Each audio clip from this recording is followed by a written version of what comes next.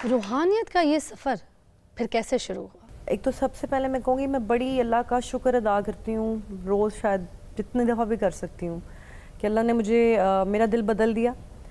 और मुझे लगता है कि जब आप टूट जाते हैं बहुत ज़्यादा या आप बहुत तकलीफ़ में होते हैं तो फिर आपके ऊपर नज़र करम होती है और अल्लाह ताला टूटे हुए दिलों में ही आता है।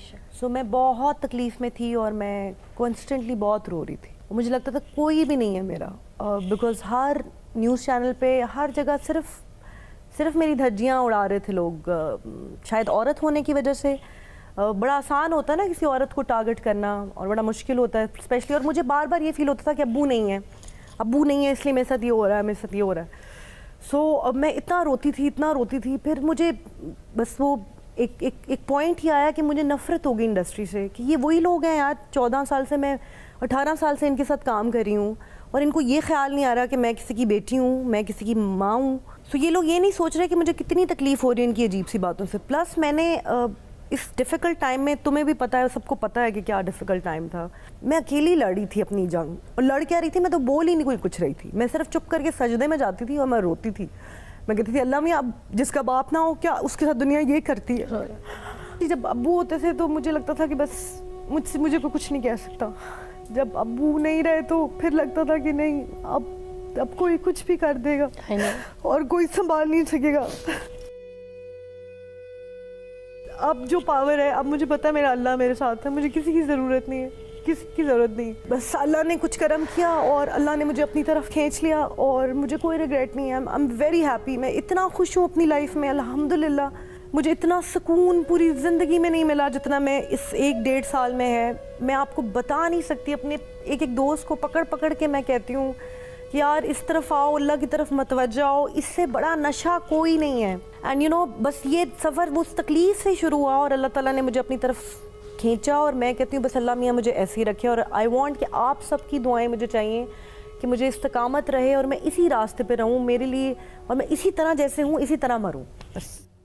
आपने कहा था कि आप टीवी शो होस्टिंग करती रहेंगी, मगर आप काफ़ी अरसे से स्क्रीन से गायब हैं। कहीं होस्टिंग को भी खैर बात तो नहीं कह दिया आपने? मैंने खैर बात नहीं कहा, लोगों ने खैर बात कह दिया। आई थिंक हिजाब की वजह से वो पीपल आर नॉट इंटरेस्टेड कि मैं होस्टिंग करूँ। हैं? हाँ, शायद मेरा ख्याल में यही होगा। मगर मेरी बात सुने, थोड़ा सा इंतज़ार करें, रमज़ान शरीफ आने वाले, तो रमज़ान ट्रांसमिशन तो आपने ही करनी पड़ेगी। हर कोई पुकारेगा कहाँ है नूर, कहाँ है नूर। लेकिन मुझे एक महीने में पूरे 11 महीने की कसम मतलब सीजन होगा, सीजन शुरू हुआ, सीजन चल रहा है। बंदा कह देता ना कि नहीं देखो साढ़े को इको महीना है, हम ऐसे भी नहीं कमाना, देखो तो कमाना। मैं तो मजाक के तौर पे ये बात की है, मैं इतनी बिजी होती हूँ कि मेरे पास टाइम भी नहीं होता। और आई डोंट थिंक कि मेरे पास अब कैपेसिटी भी है। मतलब एक आध शो कभी कर लिया। तो रमजान ट्रांसमिशन के आप नहीं, रमजान में मैं रोजे रखने, मैं इबादत ना करूँ, मैं उधर भी पैसे में कमाने चली जाऊँ? नहीं भाई, मैंने अल्लाह को नहीं राजी करना। मैं रमजान इस दफा भी मुझे ऑफर आई थी। जब आप उसके कामों में लग जाते हैं ना तो वो आपके कामों में लग जाता है। यार क्या अच्छी बात की भाई। रमज़ान एक ही तो महीना आता है पूरे साल में जिसमें आपने मनवाना है, अपने आप को बख्शवाना है, आपने नेक डीड की। अभी मुझे इस रमज़ान में एक चैनल से ऑफर आई थी, बट आई सेड नहीं भाई, मैंने इबादतें करनी और वो फिर तरावी पढ़नी होती है, सारी रात वो होती है, वो तो मनाने वाला महीना है और बरकतें वाला महीना। इस रमज़ान में तुम भी जंगलों की तरफ निकल या तौन कटा के किसी टीवी पे बैठ गई जंगलों में जाके तो लोग कहेंगे यार देखो ज़राफा रोजे रखने के लिए आ गया। इसने भी ना रमजान में बहुत दिहाड़ियां लगाई है। सबने कहा रमजान ट्रांसमिशन करो, तो किसी चैनल के साथ इसकी बनी नहीं, पैसे बहुत मांग रही थी। इसने सहरी जगानी शुरू कर दी और सहरी जगाने में इसके पास पीपे जो के भी पैसे नहीं थे। लोगों के गेट हाथ से खटकाती थी, बल्कि गेट के ऊपर से अंदर बंदे को हटा देते, उठो भी रोजा रखो, चलो खाओ। लंबी आप भी तो मेरे साथी होते हैं ना, जब रोजा बंद होने वाला होता है ना तो आवाज आप ही से तो निकलवाती हूँ।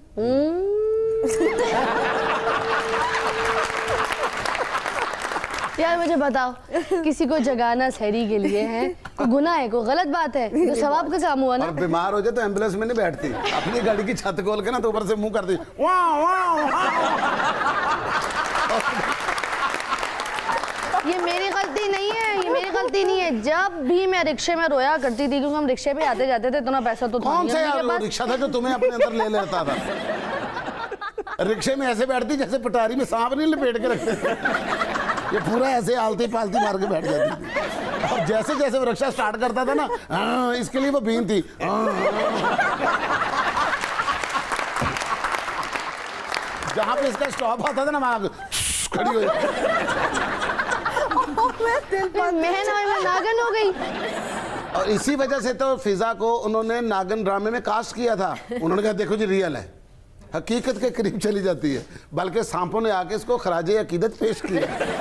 उन्होंने आके कहा देखिए जी अब आप हमारा जो ना सर्विस स्टेशन है, हम आपसे जहर भरवाने के लिए आया करेंगे। और आप ये देखें कि जब मैं नागिन बनती हूँ, जैसे ही वो सीरियल ही खत्म हो गई जो सोप की तरह चल रही, खुद ही अपनी इसने आते पहले डायरेक्टर को डांग मारा और कहता pack up.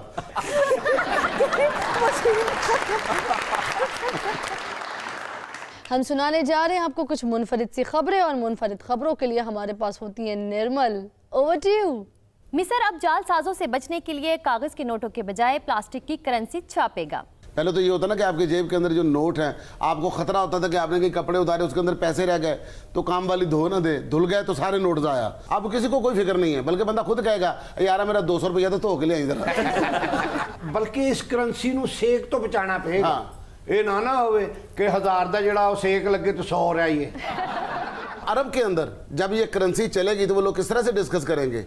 Antil हाज़ Kullu note plastic है, वला डोंग वाला रियाल है, वला पानी वाला जग वाला पेट्रोल वाला मुताबिक है, वला कुल्लु वाला दुनिया वाला करेंसी वाला कीमत वाला हाई वाला क्वालिटी है, और नाम वाला मामूली वाला क्वालिटी वाला करेंसी वाला अरब वाला अमारात है, वला पाकिस्तानी वाला करेंसी वाला लो वाला रेट है, वला बातचीत वाला आसमान। नेक्स्ट न्यूज़ क्या है? मेयर कराची वसीम अख्तर ने कहा है कि फारूक सितार को पार्टी से फारिग कर दिया गया है, अब वो घर बैठें और अल्लाह अल्लाह करें। जिस दिन फरूक सतार साहब ने ठाकर साहब फड़ के लै गए उस दिन तो उही अल्लाह करन दे हम। और यार ये फरूक सतार भी अजीब आदमी है। रात को सोता है तो MQM के किसी धड़े में होता है, सुबह किसी और धड़े से उठता है, दोपहर को किसी और धड़े में फिर रहा होता है, और शाम को अपनी अम्मा को बीच में डालता है और सारे धड़ों को इकट्ठा करके एक पार्टी बना देता है।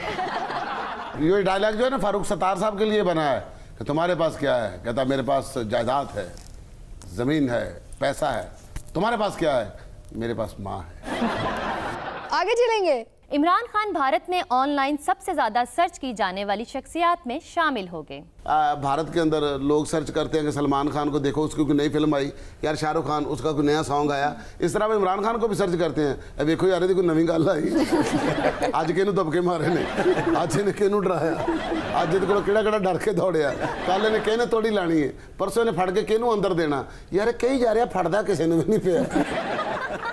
और क्या खबर है? अमरीकी हुकाम ने ट्रंप को तजवीज़ दी है कि इमरान खान को दौरे की दावत दी जाए।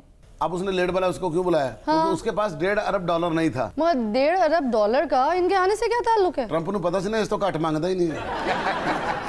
और पैसे अगर मिल जाएं तो फिर दुआएं देते हैं, ओए देखना अल्लाह ने तुम्हें बहुत देना है, देखना ये तुम्हें एक कप्तान की दुआ है, तेनू सोने दे सिरे लगने ने। अगर इमदाद ना मिले तो उसी को बददुआएं देने लग जाता है, तेनू सोने दे सिरे लगने ने, डाकुओं ने तेरी धौन ला के ले जाएंगे और तेनू ये नहीं पता होना तेरा घर किधर है, और तू पिछे मुड़ के नहीं देख सकेंगे। और जेडी तेरे उत्ते चादर होनी है ओदे ते सोने का काम नहीं होया होना, ओदे ते होर चीज़ां लिखियां होणगियां।